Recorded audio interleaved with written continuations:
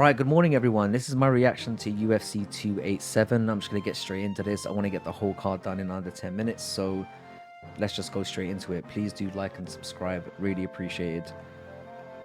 All right, yeah, this was a weird one. I did pick Jacqueline Amorim to win, and she looked really good in the first round. She had Sam Hughes in real danger at several points during that first round. Had her locked up in a rear naked choke a few times. And Sam Hughes, to her credit, battled out of there.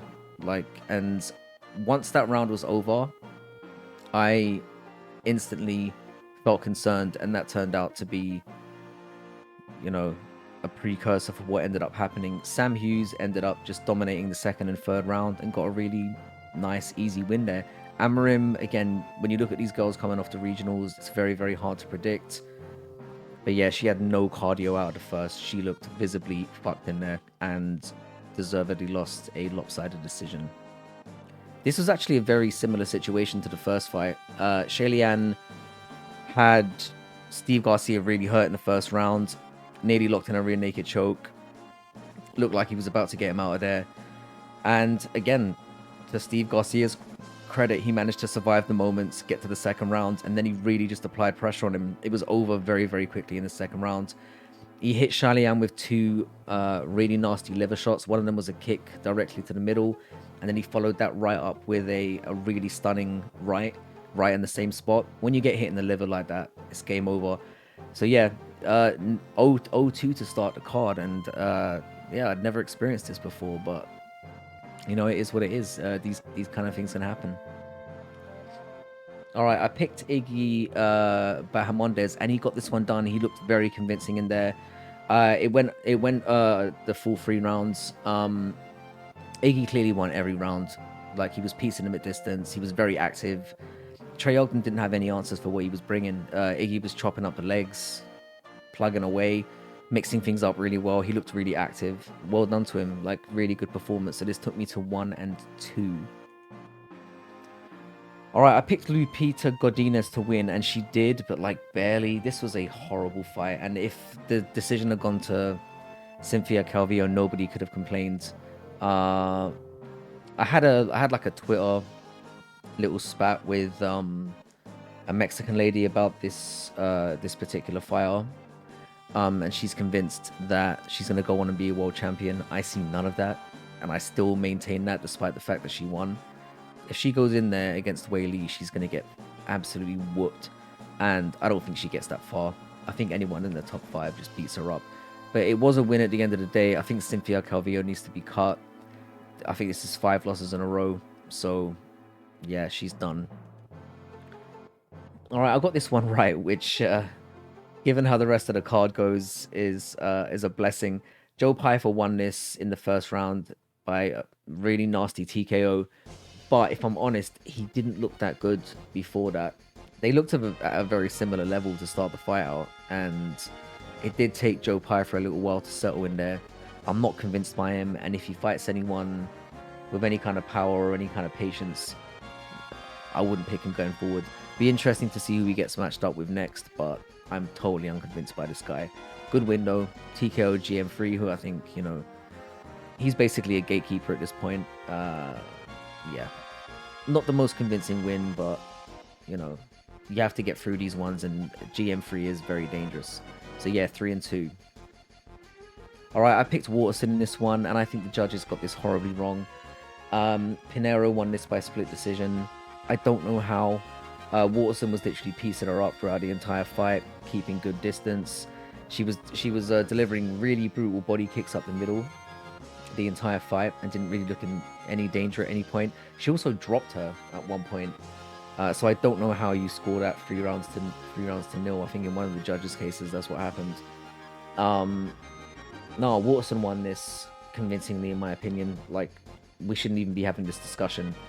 Clear win, but again, I did call that this was going to be a robbery. Pinhero won this by split decision. She didn't win, but I called that it would happen this way, so I guess I was right. 4-2. All right, now Gastelum won this by decision. I don't know how to call this one, to be honest. I'm gonna have to watch it again. Watching it, I did pick Curtis. but I did feel like Gastelum won the fight. It was very close, but you know, you get that feeling when you might be a little bit biased when you pick something, and even bias aside, I could see how you scored this fight for Gastelum. He was really evasive, and he clearly had a different game plan than he's gone to before. He was clever in there, and he's clearly evolved a bit. You know, Curtis is, you know, Curtis was never going to be a world champion anyway, but it is nice to see Gastelum get back on the win column because he's fought some really tough guys and had some really close performances. So to get this one in the bag is great for him, and it's pretty good for the division. You know, he's a lot younger than Chris Curtis, and he does have the potential to do something going forward. I do think he needs to drop down to welterweight. I still maintain that. He's way too small for this division, and again, if you look at future matchups like with Whitaker or with Dricus or anyone really that has a little bit of size on him, he's going to have trouble. So I think he needs to take things more seriously, drop down to welterweight, and maybe have a little bit of a run there. He's got a serious shot because he does have skill. All right, I could literally say the same things about this one that I did about the first two. Rosas Jr. looked really good in the first round, had his opportunities to get Christian Rodriguez out of there. But I will say this, Rodriguez was really, really measured and calm in there, and that made the difference ultimately in the fight. Once it got past the first round, it was very, very clear that Rosas Jr. had no more ideas for him. You know, he could have had a rear naked choke in the first, but Christian Rodriguez didn't panic when he was in those positions. He just saw the fight out, and then when it got to the second and third, he just patiently controlled the situation, beat him up. Very clear decision, 2-1. Yeah, the hype train is thoroughly derailed. Christian Rodriguez looked really nice in there. I don't think he's going to be too much going forward. There's nothing about him that's too starkingly dangerous, but it was a nice win from him here, and it's always good for a young prospect to get a hype derailment like this, because he will be remembered for it. Rosas Jr. needs to go back to the drawing board. He gassed out horribly and isn't ready, and should have never been in this position. All right, I picked Holland in this one, and he did get it done. There were a few scary moments in there. I think the major issue that came out of this one was his legs got pieced up really, really badly. And as I said in my prediction, if Ponzinibbio was younger and had less mileage on the clock, I think he would have won this. And yeah, Holland just managed to catch him. There's a debate that it was an early stoppage. I think I completely disagree. Ponzinibbio literally got sparked, and the way, if you fall like that, you can't expect the ref to keep it going. You can't. He literally flatlined for a second. When they did stop the fight, he looked like he was recovering, but you know, yeah, for me, there's no debate about this. Kevin Holland won really, really clearly, but the leg kicks are going to be a problem going forward. When he fights anyone who targets that area, he's going to have a hard time in there. But he did get it done, so he's back on the win column. Well done to Holland, and another win in the bag. All right, I picked the underdog in this one, Rob Font, and this was a war for like 3.5 minutes. They were both exchanging. It's really weird because at the end of the fight, Rob Font looked like he'd been in a car crash, but yet he won it by brutal TKO. Nobody picked this guy, and I did. I just felt like Yanez had not fought the same level of competition. Yeah, I thought that this was too big a step up in competition, and that proved to be the case. Yanez was really, really salty after the loss as well. He didn't take it very, very well. You know, it's hard to empathize when you haven't been in that situation. But he lost clearly. He got battered. Rob Font looked really, really good. And again, this is another hype train down the toilet, because Yanez on this performance is not going to be anyone good. Like, he's just not. And people should have seen this coming. You know, I believe he lost to Davy Grant, but his performances outside of that, he has looked in danger quite a few times, and against people that are nowhere near as good as Rob Font. So I can't believe he went in there as the favorite. That was crazy to me, and it shows that they don't know what they're talking about. But yeah, Rob Font, really good win. Really good win. Well done to him. All right, yeah, I called this one almost perfectly. I said that Masvidal would retire at the end of the fight, which he did. Burns played this one very, very carefully. He just did. Like, There were times he could have gotten Jorge out of there. He landed some good shots throughout the fight. The takedown game, again, so strong. Like, picked him up and dumped him twice in the first. Did the same in the second. It was just a pretty dominant performance. The thing is about it, though, it's a weird one.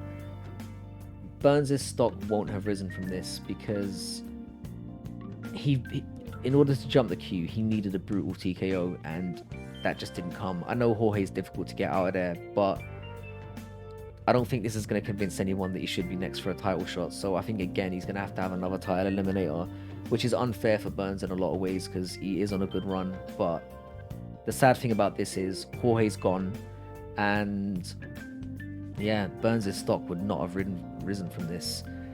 So I went to 6-4, 6-3, and we head into the main event. All right. Yeah, Israel Adesanya won this by brutal TKO in the second round. I didn't really see this coming based on how their 3 fights have gone before. And I have to give the guy full credit. Like, he mentioned something about playing possum. I know he's probably gasbagging, but you know, caught him. He caught Alex really, really badly, and I think Alex was too trigger happy. He should have been more patient, waited, but again, being in there is a completely different situation. You know, I think Alex smelled blood. He got a little bit too full of himself in that moment, and he got caught brutally. I mean, there was no debate about this one. Israel completely flatlined him, and it's hard to say that he's not telling the truth. He looked in serious danger at the end of the second.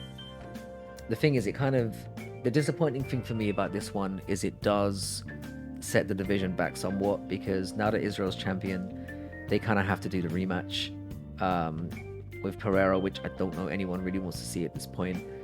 And there's no other matchups for Israel. He's literally beaten everyone else. I don't think Dricus is ready, and I think even if Dricus did get in there, I love him, but I can't see a world where he beats Israel Adesanya at this point. If Alex had won, it would have, you know, there would have been so many matchups he could have gone to. And I think that's why I wanted him to win as badly as I did. I just want the middleweight division to be fresh again and to have matchups that we can be excited about. But now we have to get this again.